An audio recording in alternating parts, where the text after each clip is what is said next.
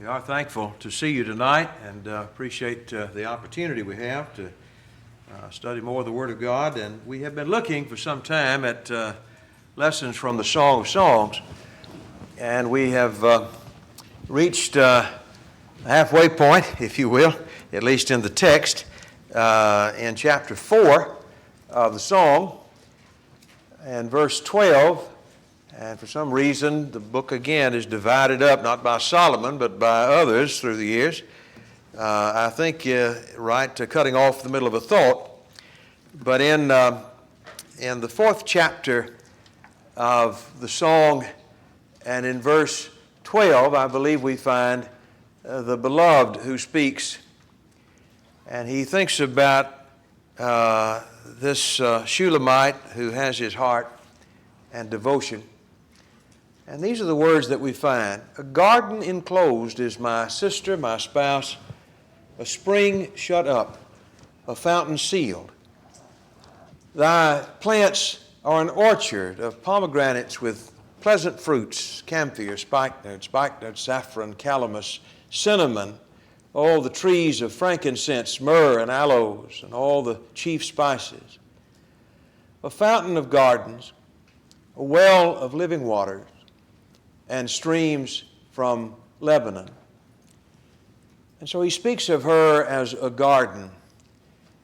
And then we find these words, I believe, in response from the Shulamite. Awake, O north wind, and come thou south, and blow upon my garden, that the spices thereof may flow out. Let my beloved come into his garden and eat his pleasant fruits.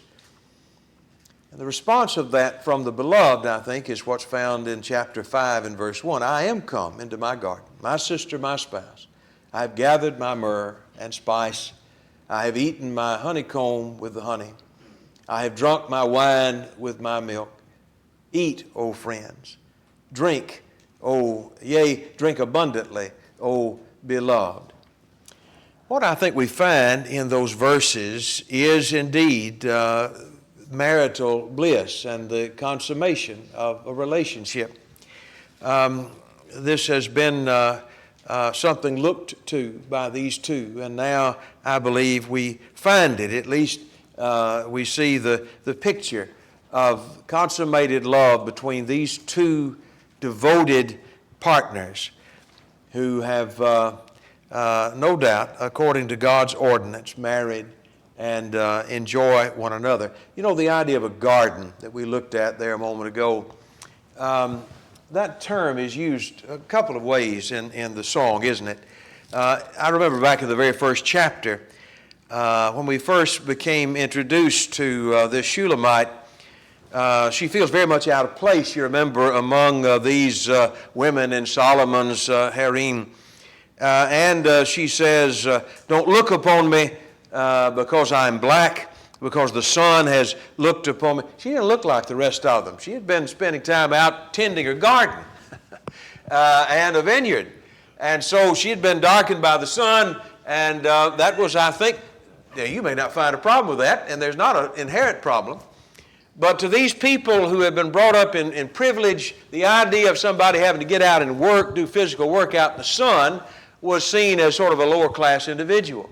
And she feels self-conscious about that. And so you remember she said there, I've been tending the garden, and I grew up among brothers who forced me out there to work the garden, but my own garden I've not kept. I think she's talking in that second part about her own self.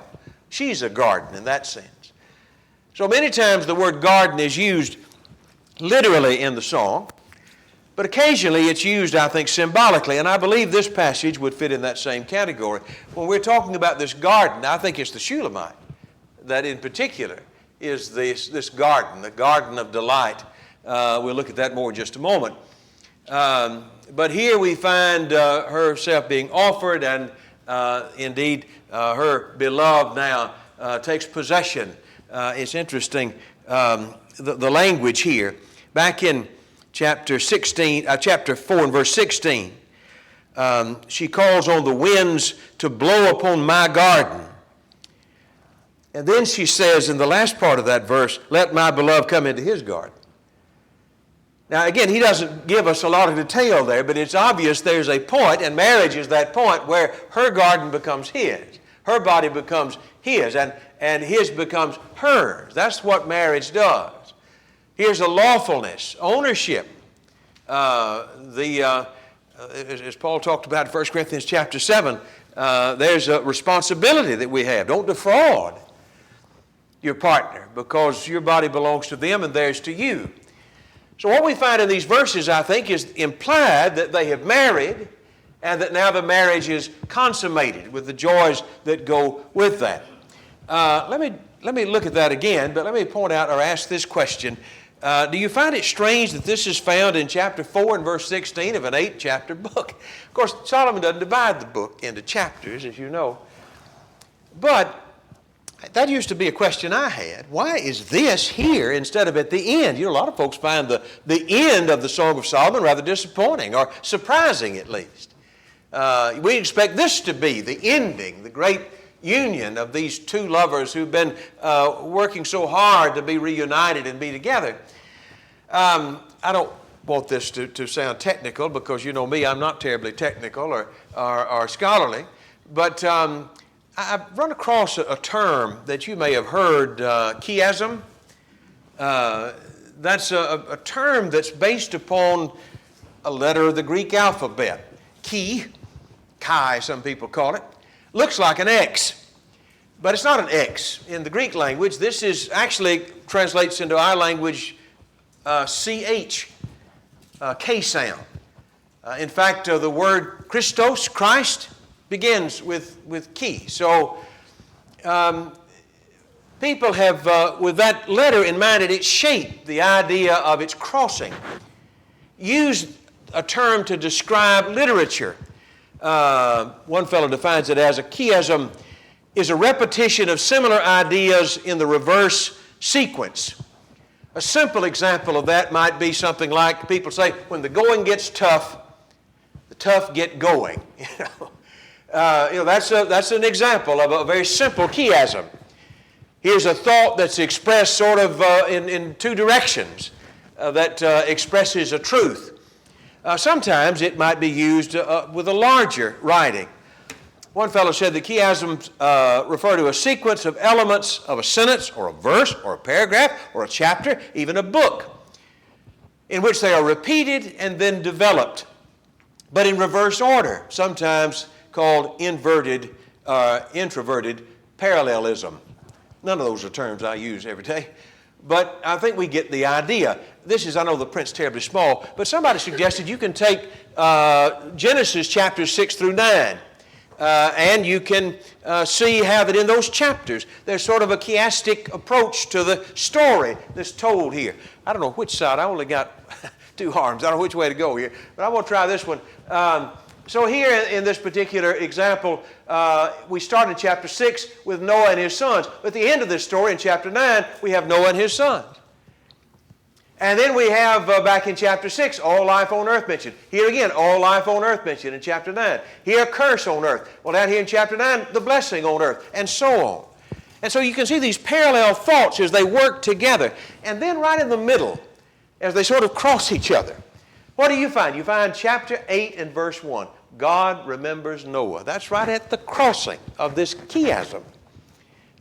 You'd say, well, wouldn't that be better at the end? No, it's just perfect where it is, as they are. It's there, placed in the middle of the story, purposefully, in order to make a point. Somebody, and it sure wasn't me, because I ain't that smart, somebody suggested that we can see the Song of Solomon in a chiastic form.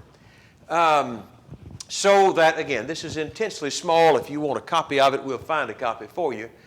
But here in chapter 1, we find the desire, take me away. Well, if you look in the last section, come away. He's talking about the friends speaking. Here again, the friends speak. The reference to my own vineyard is found in both chapter 1 and chapter 8. And so it is that you can see this chiastic approach where the story sort of crosses and the story is told in that form. And then what's right in the middle of this particular form? Well, it's this union of the two. In chapter 4, 16, 5, 1, that's really dead in the middle of this story.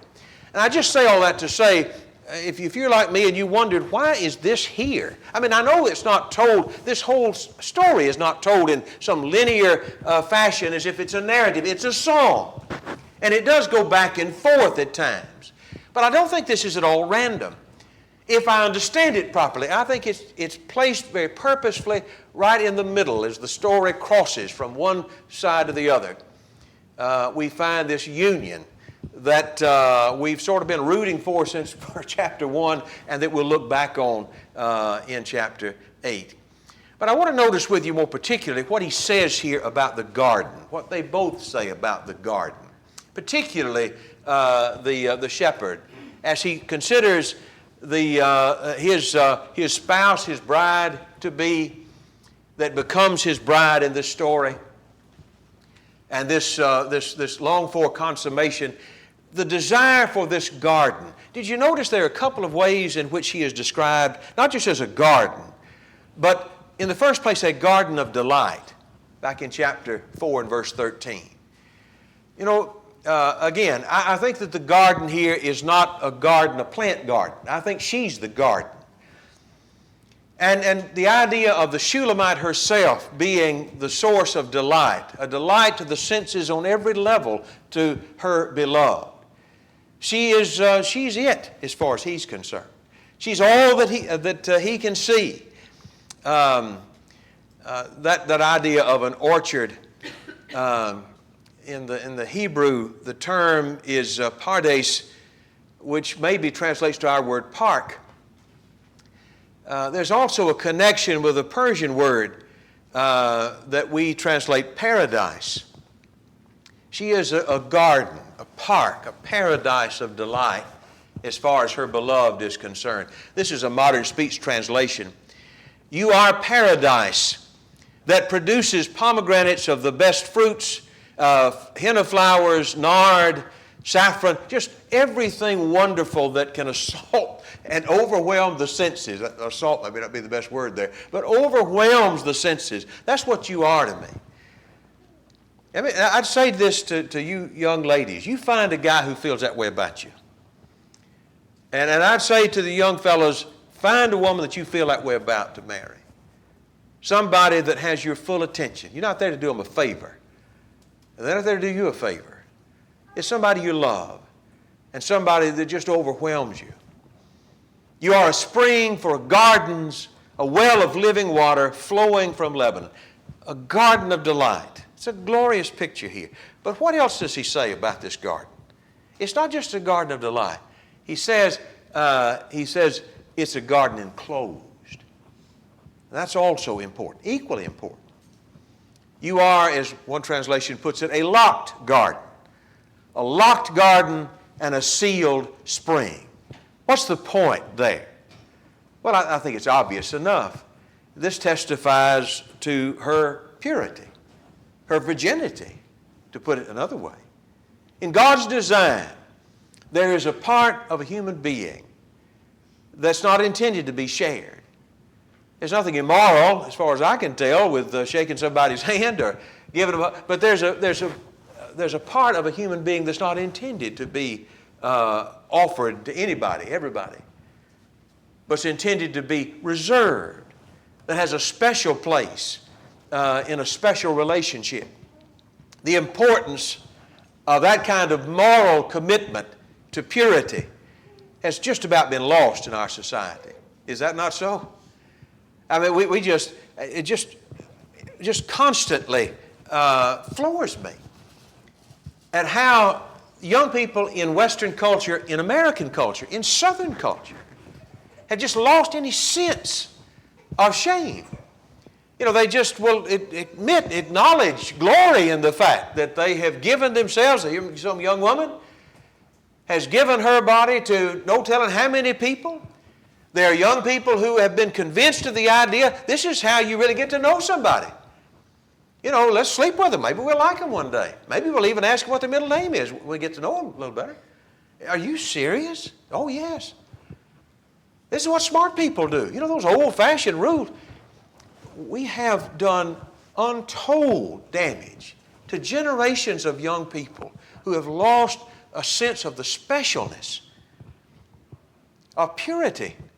I want to spend one lesson at the end of all of this and just talk about that point in more detail. But right now, as we're trying to finish the text, let me just emphasize a sealed garden is what impressed this man. It's one of the things that was the most attractive to him. She was a woman of moral and principle. She's a garden enclosed. And that's what I think she meant in part when she said, I am his. Isn't that it? She's not everybody's. She's not just anybody's. She saves herself from that one. I am his. Unique in that relationship. Isn't that a part of what that means? And if so, what does it mean when she proclaims, and he is mine? Would that also suggest the same kind of sexual purity on his part? The same kind of devotion and exclusiveness? This is where I say again, and I don't mean to be in any way disrespectful to my betters. You know, I know some really good Bible students who disagree with me about my view of this book. And they would say this is all about Solomon and this woman and their relationship. I cannot imagine any world in which somebody would say, you know that one thing about Solomon, he's a one-woman man now. Now, he is devoted to that woman. He's mine. That ain't Solomon. But it's this shepherd who is devoted to her as she is to him, and that's the way you do it. And I tell you, I don't know if I can convince Hollywood about that or most of the population in America about that. I sure pray that the Word of God can convince our young people of this. Because you will be tested, and you will be mocked, and you will be judged by a world that has not a clue. But I'll say to you, you're not missing out by selling yourself cheaply. But you are ahead of the curve if we learn the lessons these two young people knew. He is mine and I am his. A garden enclosed is my beloved. This mutual purity, this exclusive relationship can never apply to polygamy. I don't know that Solomon ever understood what a marriage was as God defined it. How can you and have 1,000 wives? But these two people got it. I pray we do as well. I want to look in chapter 5 then, having sort of come to this crossroads of this relationship where her garden becomes his garden, and there's the mutual joy that God intends for a marriage relationship. The marriage bed is undefiled. But now in verse 2, and it may seem surprising if we're not expecting it, we seem to be in an entirely different place. Now we find the two separated again. Well, we've said all along, and it's one of the reasons why I have trouble reading the book is because I expect it to be something it never was. It's not a linear history of this is what happened from early April to late April, early May to late May, early June to late June. That's not the way the book is written. It's a song. And after this scene of this communion, we have next the couple again at a time when they were divided, in a time before they came together to remain together. And so in chapter 2 and chapter 5, beginning in verse 2, we find these words, I sleep, but my heart waketh. It is the voice of my beloved. Let me just pause quickly to say we've seen this before, haven't we? These dreamlike sequences back in chapter 3, wasn't it? By night or night after night, on my bed I sought him whom my soul loveth. I sought him, but I found him not. As she goes to sleep, she's thinking about this one that she loves that she's not with, and she longs for him. You remember on that occasion, she woke and went to the streets, and she asked the fellow, the watchman, and there's no answer given from him, but she finds the one whom her soul loves and holds on to him tightly. Well, now we have a similar picture, but maybe it turns out a bit differently. I sleep, but my heart wakes. It is the voice of my beloved knocking, saying, "Open to me, my sister, my love, my dove, my undefiled."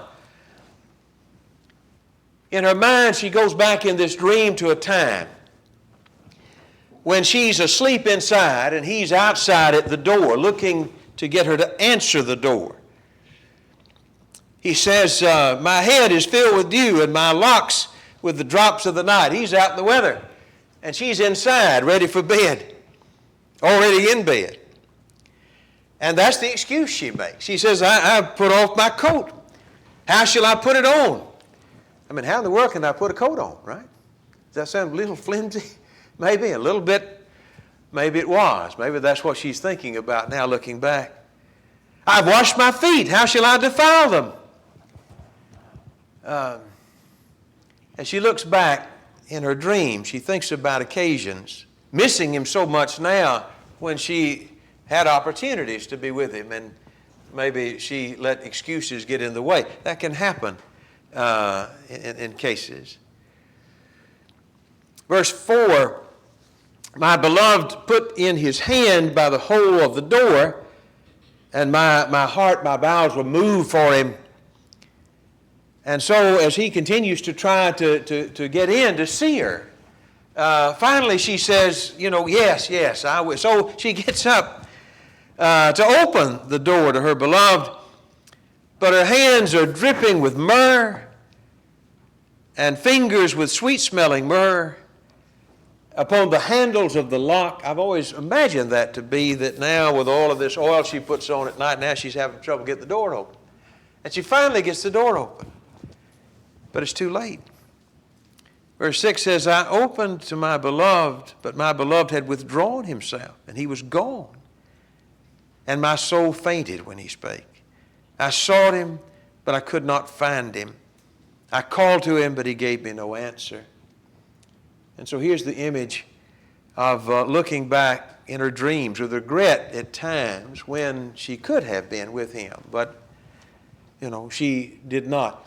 Earlier in this song, the beloved had said, back in chapter 2, he had come to her and said, it's time now to reconcile. Chapter 2 and verse 10, "Rise, my love, fair one, come away. The winter is past, and the rain is over and gone. The flowers appear." And he talks about beware and let us eliminate these little foxes that spoil the vineyard. In a relationship, you have those times, maybe times when we take each other for granted, or times when maybe trouble will come that seems important at the time, but looking back is not so important. It's hard to say. Maybe this is one of those types of occasions. But she comes to regret the fact that she had missed an opportunity to see him. So what does she do? This sounds a bit familiar, a bit like the instance in chapter 3. The watchman, verse 7, that went about the city, found me.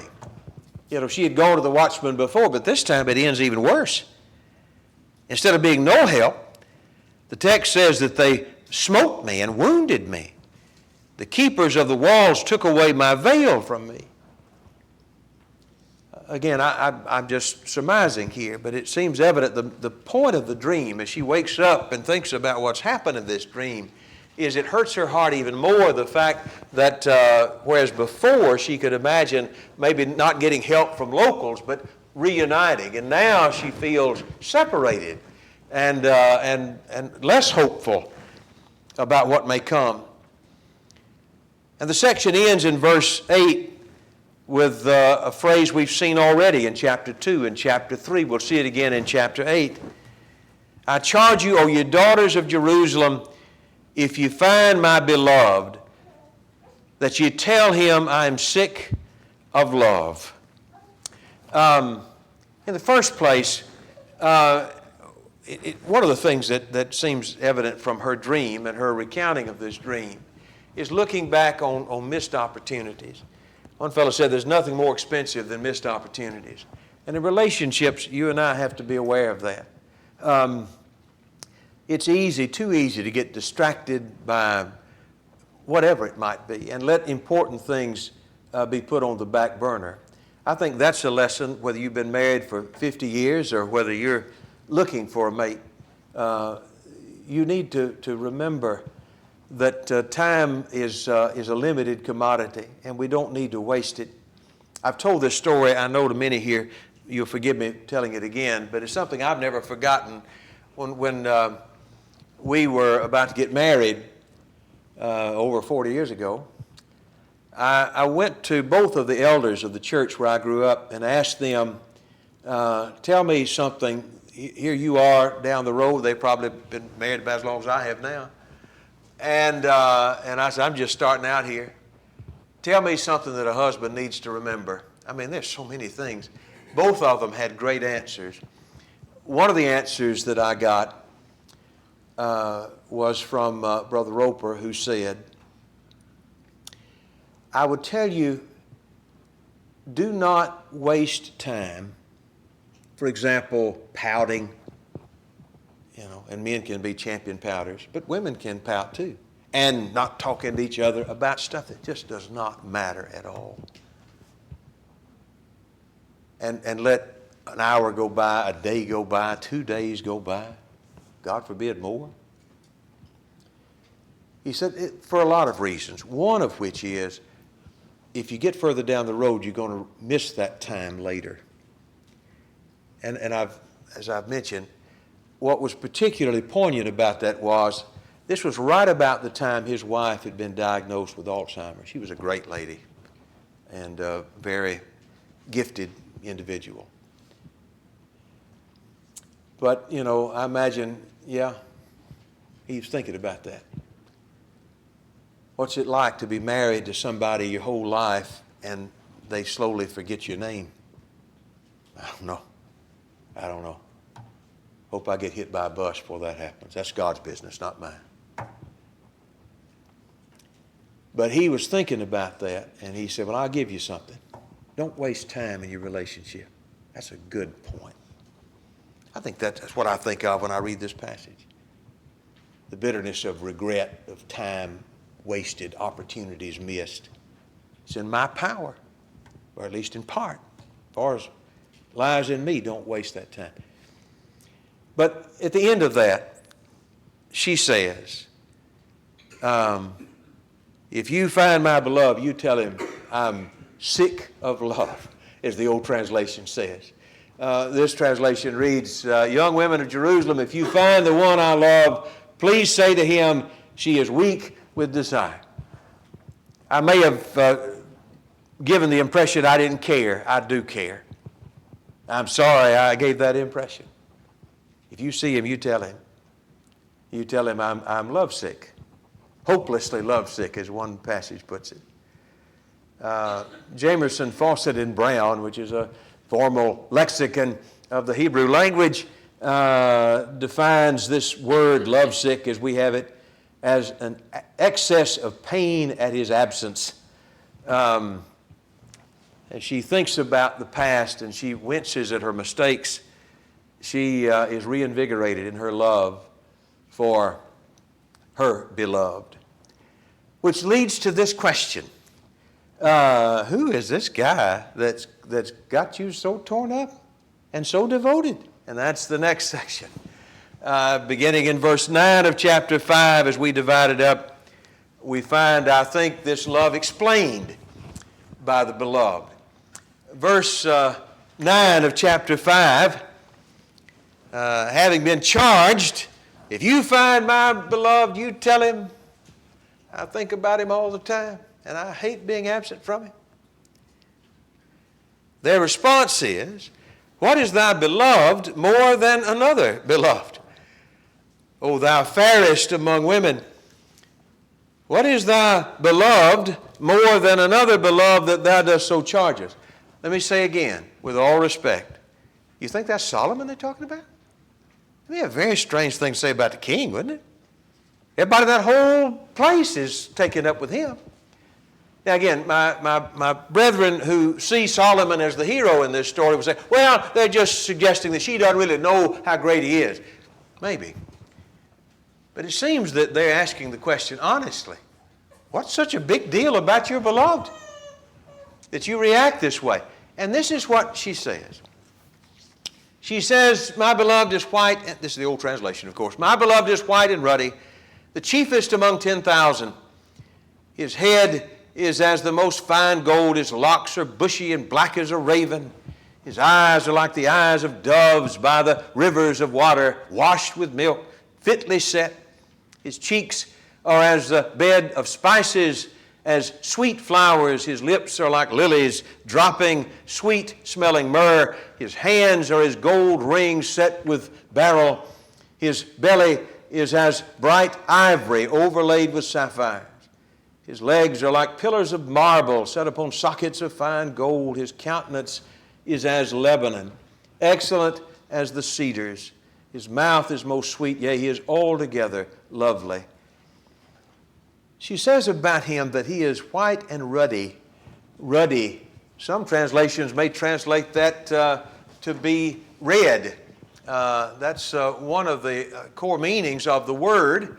Word Study Dictionary suggests red, healthy, attractive. It seems to me to be in opposition to the pallor, the ghastly white pallor of someone who is sick or someone who is near death. He's the opposite of that. But not just healthy, obviously quite handsome. And so as we looked at, she goes into some detail about, his head, his hair, his face, his leg. He's just a handsome guy. And she's taken with him just as surely as he is taken with her. And that's not wrong in this context. It's not wrong to be physically attracted to somebody. That doesn't illegitimize the relationship or the feeling. That's a part of it. But I also find it interesting that another word is used here. Back in chapter 10, he is white and ruddy. What does he mean? What does she mean by that? White. I think one modern speech translation, I think it's the Bible in Basic English, translates this to be, he is red and white. And I thought, what in the world does that mean? He's a West Blockton fan? What is that about? I don't think so. Although some do see this word white as suggesting the color. Again, I don't want to bore you with a lot of stuff. As a student, you go through and look at this, and I'll share a little of it with you, and you can look up yourself.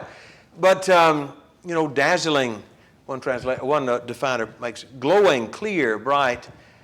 Kyle and Dalich suggests the primary root of the word means purity. Purity. And I suspect that there's a lot more here than just simply. He's already complimenting his physical form. True enough, that's a part of it. But I think there may be more than that. This word is used, sak, is only used 3 other times in the Old Testament. One of them is in Isaiah chapter 18 and verse 4, where God talks about the judgment coming. And he mentions there that I will look from my dwelling place like clear heat in the sunshine. What does that mean, clear heat? It's not white, physically, like the color white. But it's the idea of that which is pure and uncut. Jeremiah uses the word about a hot wind from the heights that will blow. And again, I think that idea of strength, again, Isaiah in chapter 32 uses it in this case to describe not weather, but about the tongue of the stammerer, that is, by God's power, hasten to speak distinctly. Again, in each of those, clarity becomes the picture. And I suspect that what she's talking about in this passage is not color, literally, but clarity in the moral sense. That her beloved, he's something to look at now, as far as she's concerned. But I'll tell you what else he is. He's real. What you see is what you get. No duplicity, no hypocrisy. He's as clear as the heat on a July day. Straightforward. I thought Mr. Gill had an interesting comment. He's writing about all this, and he talks about the color white, and he quotes Cicero, who's a Roman writer and statesman and so on whose writings have survived. But Mr. Gill says that the color white is expressive of his simplicity, purity, and holiness. That's what I'm trying to say. I think it doesn't describe his hue, it describes his purity. Which color, talking about the color white, Cicero says is chiefly becoming of God. Why is that, by the way? Because it, as a color, is simple, it has no mixture and composition in it. One of the things about God is that He is real. There's no lie in God. He is pure. And I think that's what she's saying about her beloved. He's beautiful to look at. He's also clear, morally clear. There's something about his moral content that she appreciates. That's what makes him, in verse 10, the chiefest among 10,000. That's right. Pretty boys are a dime a dozen. But if you can find somebody who's clear, I'll say this to our young ladies. If you can find somebody who's clear, in this sense we're talking about, pure, that's a keeper. So the question was, what's the big deal about this guy? This is my beloved. This is my friend, oh, you daughters of Jerusalem. And it's a little bit funny. Again, why we divide the chapter here, I don't know. But the response to this is, verse 1, the daughters of Jerusalem shoot back, well, where's he gone? We'll go with you and find him. They've been sold. They've been talked into it. Yeah, I can see why you're chasing after him. And her response to that is, my beloved is gone into his garden, into the bed of spices, to feed in his gardens, to gather his lilies. I don't think she's talking about her person because they're obviously separated. I think this is more the literal sense of a garden. What does he do? He's a shepherd. Where is he? He's feeding and has his flocks feeding in a place that would be appropriate and expected. And he says, and we might add to that, I don't know how far away he was, but he wasn't lost. She knew where he would be. He'd be where he was supposed to be. And again, I am my beloved and my beloved is mine. When these other women start asking about him, what she says in effect is, well, no point in you going to find him because I know where he is. He's mine and I'm his. That kind of trust, and I just make this point in passing, but it's important. That kind of trust can't be demanded. Sometimes spouses, a husband or a wife, maybe both, would demand of each other, you just got to trust me. When Paul wrote to Timothy, he told him as a young man not to let others despise his youth, but be an example among the believers. He didn't say to Timothy, you go around, you tell those older people, you better respect me. What he said is earn the respect. And what we find here is not the beloved saying to the Shulamite, you got to trust me. We do like to be trusted. It is discouraging when we've done all we know to do, and still I get that. But in the end, I think the lesson here is this is a trust that has been earned. Time and again and again and again, trustworthiness has been shown, and trust is the result. And it's just glorious to see this. This is what we all want. I know where he is. He's not here. I wish he were, or I wish I was with him. But I know where he is. He's mine and I'm his. We got time to press another one. In chapter 6 and verse 4, again the scene shifts. She's been talking about her beloved and talking with the women of Jerusalem there, these daughters of Jerusalem. But I think now in chapter 6 and verse 4, it's Solomon that's talking and speaking to her. And what he said, we've heard him speak before in the book, but this is really interesting to me and very telling. The old translation in verse 4 reads, Thou art beautiful, O my love, as Tirzah, comely as Jerusalem, terrible as an army with banners. Again, we don't have in the Song of Solomon the author saying, and then Solomon said, and the next verse, and then the shepherd said. We have to determine. But when you read this over and over again, doesn't it become obvious when Solomon's speaking? He just talks like Solomon. He doesn't talk like a shepherd. And he's talking about Tirzah. What in the world is that? Well, you remember, as students of the Old Testament, that was a city. Actually, it has quite a history. It was a city up on a hill, a beautiful city. Jerusalem, a beautiful city on a hill. You remind me of these great cities. That's Solomon all the way. Terrible as an army with banners. That's a fascinating phrase. Let's talk about that in a second. Turn away thine eyes from me, for they have overcome me. Thy hair is like a flock of goats that appear from Gilead. Thy teeth are as a flock of sheep which go up from the washing, whereof every one beareth twins, and there is not one barren among them.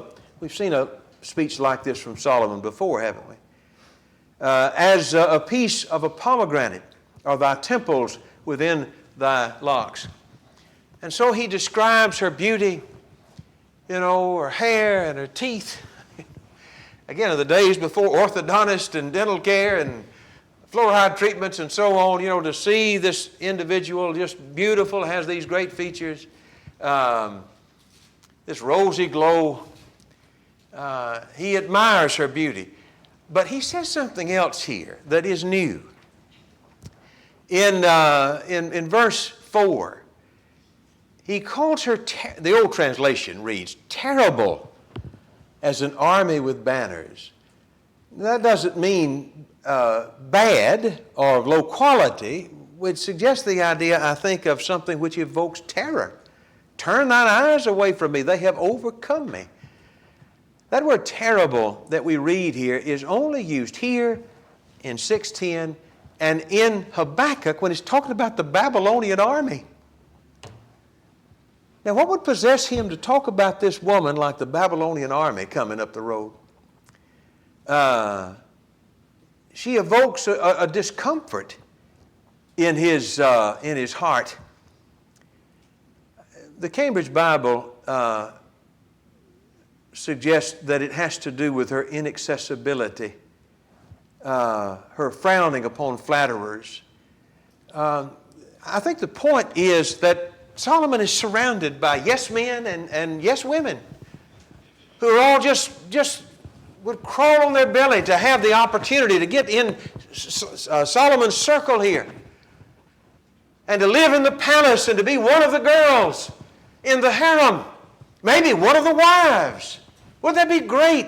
Not to our girl. She doesn't find that appealing at all, and it just has got Solomon turned upside down. He doesn't know what to do with this. It's rather intimidating to find a woman who's not smitten with him. Turn away thine eyes from me, for they have overcome me. To overcome, again, suggests the idea of to alarm, to cause awe and discomfort. We could go through the other times. That word's only used a few other times. Each of them, I think, has to do with the idea of causing discomfort and agitation in others. Turn aside your eyes, Moffat translates it, they daunt me. When's the last time you used the word daunt? Not very often, but we probably have maybe heard somebody talking about this is a daunting task. What do they mean by that? They mean, it's going to be tough. It's going to be hard. This is a pretty tall wall to climb right here, a long road. That's what he says. Your eyes daunt me. They make me feel apprehensive. They make me feel intimidated. Don't you find that fascinating? That this shepherd, this girl from the country, we'll say, I don't want to discount her background, but this girl from the country has absolutely got Solomon on his back heels. She was different. She was no swooning fangirl. And the king was having a hard time knowing what to do with it. He certainly saw her as different. Chapter 6, verse 8 reads, there are 80 queens and 80 concubines and virgins without number. My dove, my undefiled, is but one. She is the only one of her mother. She is the choice one of her that bare her. The daughters saw her and blessed her. Yea, the queens and the concubines, they praised her. Who is she that looks forth as the morning, fair as the moon, clear as the sun, terrible as an army with banners. Same point made there. Everybody can see this girl's different. She doesn't think like we do. Don't you find it interesting, too, in verse 8?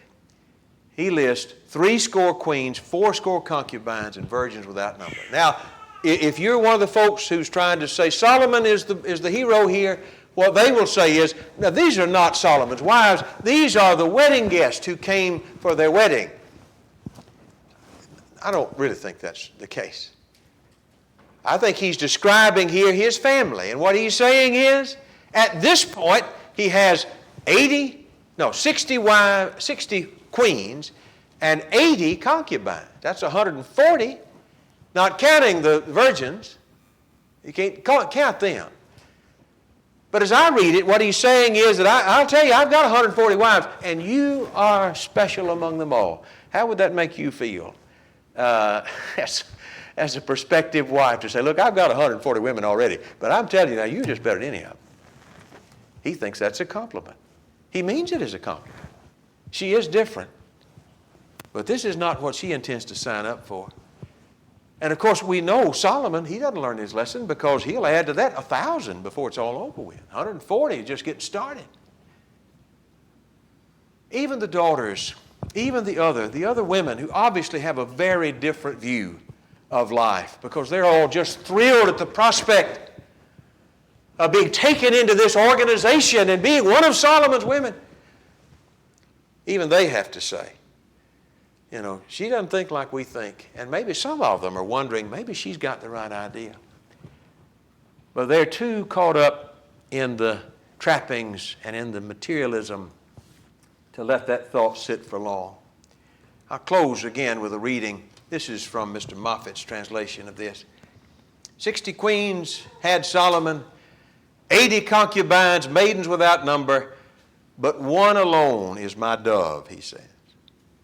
Women eye and honor her. Who is this glowing like the dawn, fair as the moon, clear as the sun, overawing like an army with banners? We'll stop tonight with this thought, and I would encourage our young people to take God's wisdom on this.